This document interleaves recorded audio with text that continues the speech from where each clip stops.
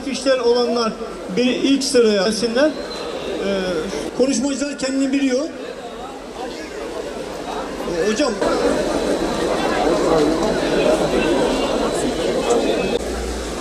Batman Aile Meclisi tarafından Batman'da düzenlenmekte olan ailenin koru konulu basın açıklamasına hepiniz hoş geldiniz.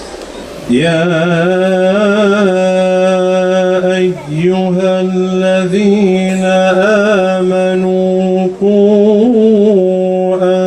enfusekum ve ehlikum nâra والحجارة عليها ملائكة غلاظ لا يعصون الله ما أمرهم ويفعلون ربكم أن يكفر عنكم سيئاتكم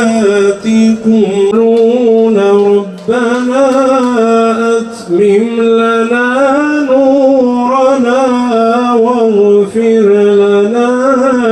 Kardeşlerim, hepiniz hoş geldiniz.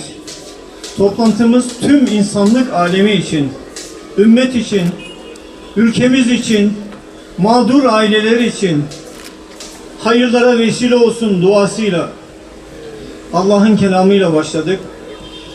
Buradan devletimizin yetkilerini uyarmak için bir araya geldik. Kanun yapıcılarını, yasama, yürütme, yargıyı.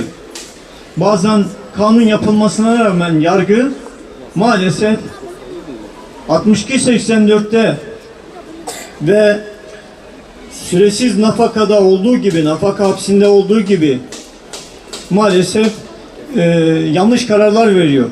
Çocuk hazzinde olduğu gibi. Kardeşim ismimi söylerken yanlış söyledi. Ben de bir düzeltme yapalım. Adem Çevik, Türkiye Aile Meclisi. Bir cümle Batmanlı olduğumu da söyleyeyim. Evlendikten sonra Batmanlı oldum. Bileyder Binatlı köyünden, Sevimler'den. Küresel bir savaş var. Aileyi yıkan yasalar var. Ve bu küresel savaş ailemizi yok ederse milletimiz de, neslimiz de yok olacak.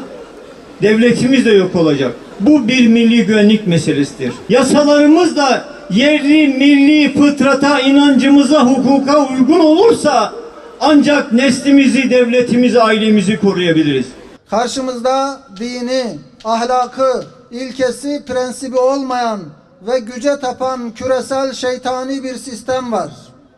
Bu kapitalist şeytani sistem artık teknolojinin hakim olduğu şu zamanda eskisi gibi insan gücüne ihtiyaç duymamakta ve aileyi kalabalıklar yığını üreten kontrol dışı bir merkez olarak görmektedir.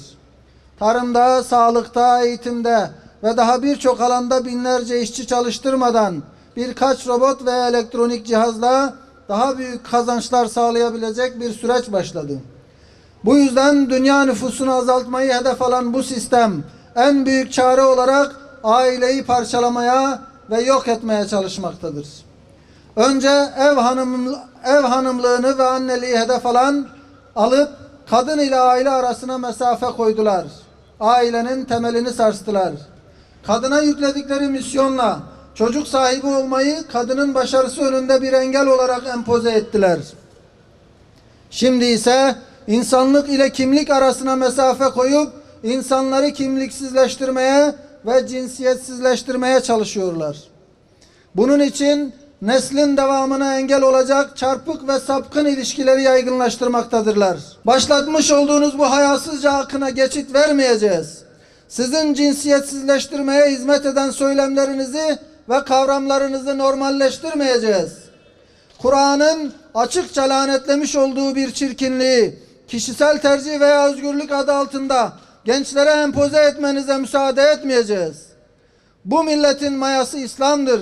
Millet özüne dönecek ve insanlığa ve İslam'a açtığınız bu savaşı kaybedeceksiniz. Bu sapkınlıkların yasalarla güvence altına alınmasını, sinsice milli eğitim müfredatına dahil edilmesi çabalarını da asla kabul etmiyoruz. Bu vesileyle ilgili tüm bakanlıkları, kurum ve kuruluşları, sivil toplum örgütlerini, medya organlarını, eğitimci ve sanatçıları, bu tür sapkın yaşam tarzlarını özellikle gençlere makul bir cinsel tercih olarak dayatarak legal hale getirmeye çalışan anlayışı lanetlemeye ve engellemeye davet ediyoruz. Şüphesiz aile insan için huzur bulacağı sığınak, neslini sürdüreceği meşru bir menba, onu haramdan ve diğer tehlikelerden koruyacak bir kalkandır. Ailenin tarihi insanlığın tarihidir. Ailenin varlığı da insanlığın varlığıdır.